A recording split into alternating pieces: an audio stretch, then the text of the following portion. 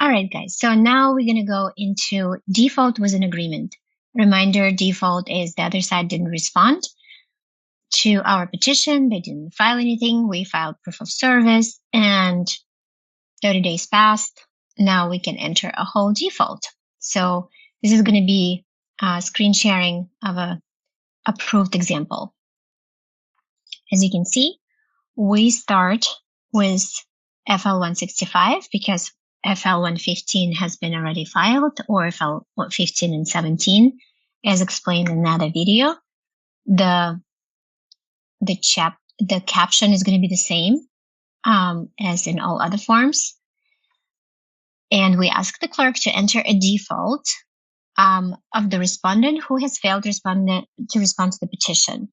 And we do not attach any forms here.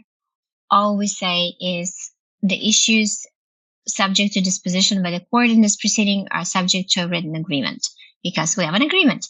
And the petition in D does not request money, property, costs, and attorney's fees. Okay, so we sign date, and then the clerk will notify when the default has been mailed to the other side and the date the default was approved. And we waive cost and disbursement. So this is an uncontested case again. So date, name, typed, signature. So this is all going to be the petitioner's name. I did hello sign, Adobe sign, so that was deleted. And here's FL141 that is required to be filed as well to show that we did serve the other side financial disclosures. So I'm the petitioner. You served as a petitioner preliminary declaration of disclosure. I'm the attorney, so you wouldn't be the attorney. You just uncheck that. You would check petitioner in this matter. Number 2, petitioners, yours, preliminary declaration of disclosure, which is the form FL140 that you don't file with the court. You don't file any of this in the court, just FL141. That you served FL140, FL150, and FL142, which explain in another module how to fill it out. These 3 forms to respondent, the other party, by mail or email on this date, if you have email service agreement. That's it. FL144 is, we're going through the checklist of the judgment checklist, right? So you would follow it by double checking what each form is going off that judgment checklist. FL144 is the waiver of the final declaration of disclosure. So let me explain. We have preliminary declaration of disclosure where we have to serve financial disclosures at the beginning of a divorce case within 60 days from the date we file. So if this is ongoing and it happens and divorce happening for a couple of years, then we could say, okay, we need to serve final declaration of disclosure, or we waive final declaration of disclosure, meaning I don't have to serve current assets and debt, current income and expense declaration again. But don't mistake this with the fiduciary duty. So the fiduciary duty means you still have to inform the other side if you have a new job, if you have a new address, if something changed in you cannot remove money from account, close accounts, transfer money, do anything but what is allowed under FL110, under automatic restraining orders, meaning spending on attorney's fees, living expenses. Everything else requires written consent. So that's not to be confused with the financial disclosures. Okay, so we waive financial disclosures and sign here. You don't need to check anything else. You just need to sign this form. And so here, petitioner respondent, we agree to waive. So you both agree to waive. You both sign it. It's your name. So here should be petitioner and underneath respondent. So you file this form jointly. Or if not, each of you files this form separately with your signature each. Then moving on to the form FL170, Declaration for Default or Uncontested for Divorce. And starting with number 3, all the information in the petition is true and correct. Remember, we just did default without an agreement, so the next is default with an agreement. We check that off. No response has been filed, and the parties have agreed that the matter you may proceed as a default matter without notice, and the parties have entered into a written agreement regarding their property, their marriage, or domestic partnership, including support. Original could be without support. The original of which is being or has been submitted to the court. I request that the court approve the agreement. 5. Again, this is the same mistake, the same form from 2020. This should say 141. We check off this. This matter is proceeding by default. I'm the petitioner in this action. They have filed proof of service of preliminary declaration of disclosure, FL 141, see above, with the court.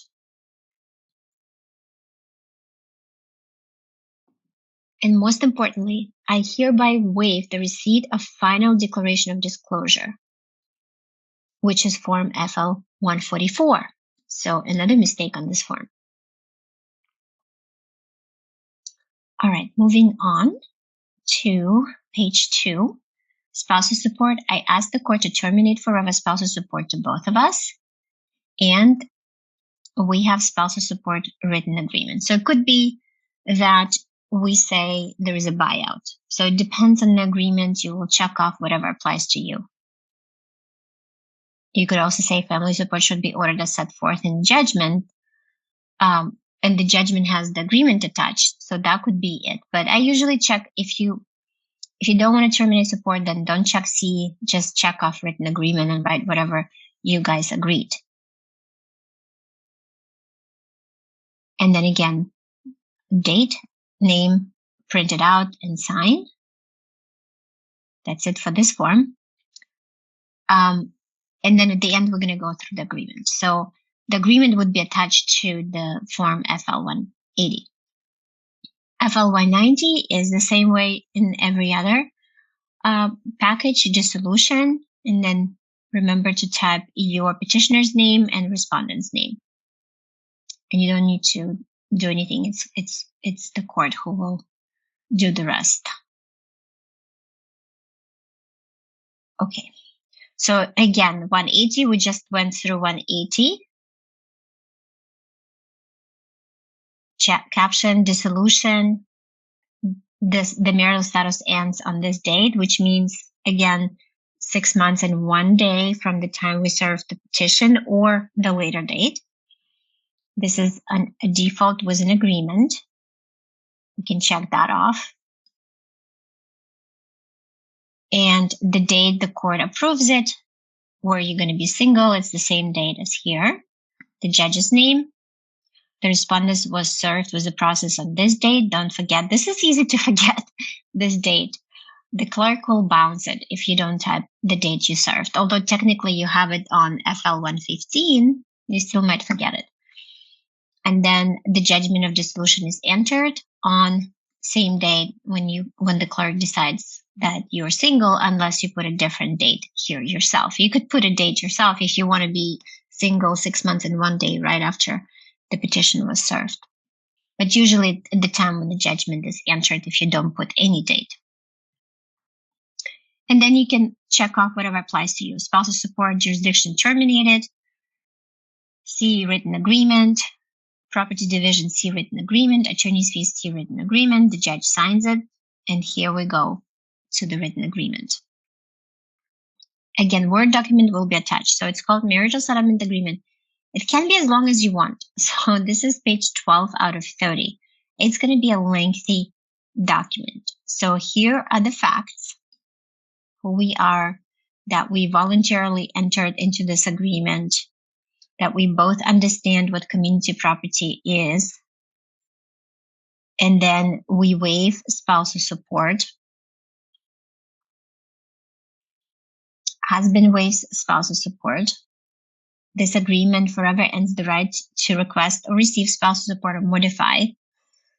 And this is the case law that supports our understanding, assuming you understand what you're During reading these cases, the parties have carefully considered to terminate spousal support even if they are in the hardship, which are these cases.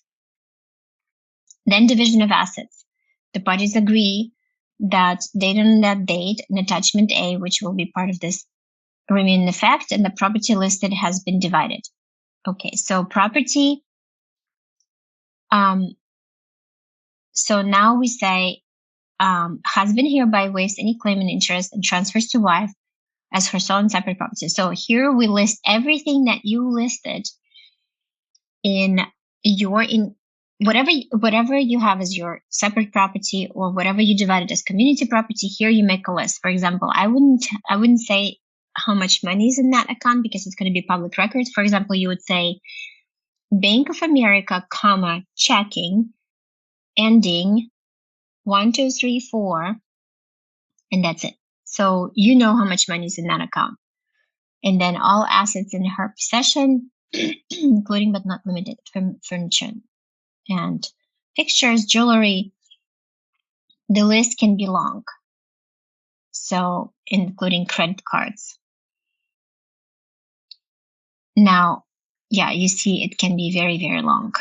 Debt. Each party shall assume and pay their own credit card debt and keep each other harmless from third parties. Warranty of disclosure is for each party warrants the other that all property in which the community and quasi-community, meaning outside of California, has or may have an interest in which either has any acknowledged has been disclosed is listed in this agreement. So basically we're just saying we disclosed everything. Then this is a code section that says we have fiduciary duty. We haven't violated it. That we understand that this code section defines fiduciary duty, and that, for example, if there is a liability during the marriage that was our joint liability, then we're liable for that joint liability. And we disclose to each other everything. And if we didn't disclose, then we should keep each other harmless.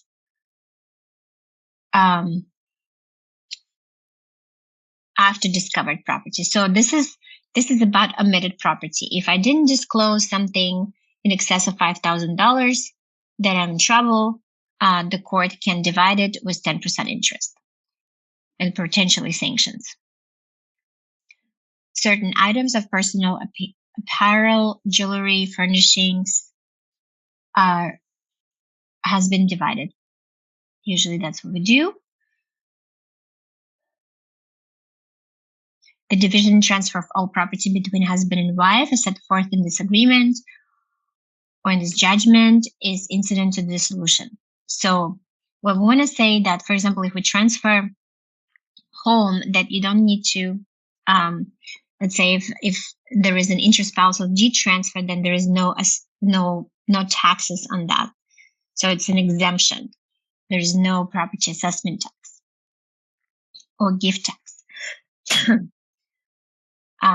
So we waive any claims, absent claim as a result of payment. So these are all post-separation claims. For example, if someone paid with salary for community expenses, then they waive their reimbursement claims. Or what claims means if someone occupied community property and didn't pay rent where a community could have received rent, then that person, the other spouse is waiving any claims for the use of community property.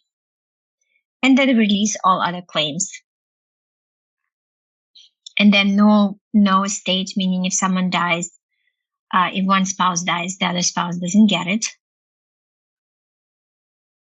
Review of insurance policy and retirement. By executing this agreement, the parties recognize that despite the language set forth herein, the parties must independently change the beneficiary of any retirement, have survivorship, basically change the names to whoever you want, unless agreed otherwise.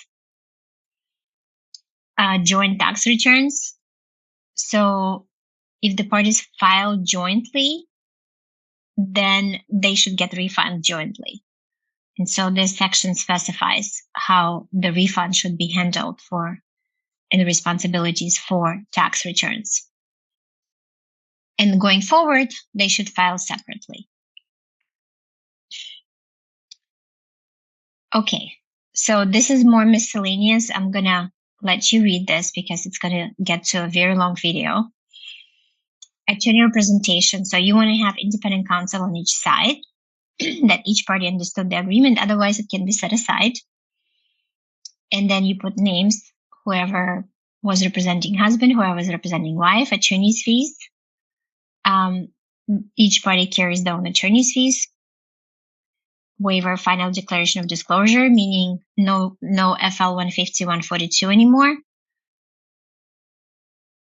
And then waiver of interest in future earning and acquisitions. Basically, we walk away from each other without any claims. And I'm going to skip all of this because you got to read it. Now, this is potentially important. The parties agreed that the court shall retain jurisdiction, except otherwise provided, to make orders and determination that are necessary and appropriate to enforce any of the terms of this agreement. Any matter subject to the jurisdiction of the court that has not otherwise been resolved, meaning omitted assets. Here, omitted assets, but here something that was not just an asset, but omitted issue. This agreement shall be construed as a whole and should be fair. This agreement may not be amended unless in writing. And this agreement shall be in effect and binding the moment the parties sign it. And then we sign it. In the default, the respondent needs to notarize the signature. And you can see it in the form FL 182. So these are the agreements they made before this agreement, so it's probably not relevant to this. And that's all. So as you can see, this whole agreement is a little tricky, and I have a hard time dealing with this because as a layperson, you might not understand the language. And so this agreement can be simplified if you like. But some provisions are really important, such as spousal support, such as division of assets, waiver of any liabilities. So the points that I mentioned I would suggest to not skip them. So that's it for today. So you just gather all these documents, have 2 copies, 5 copies of FL 180 plus the agreement, mail it to the court with an envelope to you and the respondent, sufficient postage, and wait for the judgment to be approved.